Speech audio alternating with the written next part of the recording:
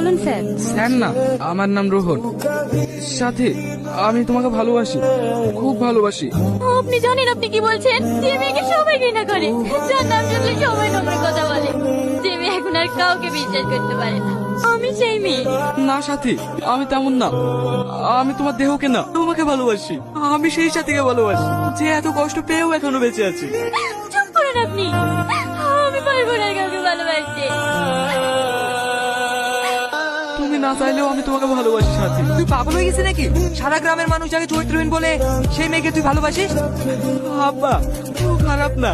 তুমি মারলেও আমি ওকে ভালোবাসবো, না মারলেও ওকে আমি ভালোবাসবো। কই তুই? তুই আজ থেকে দেরি না। রোহন এর সাথে আত্মহত্যা করেছে। সাথী।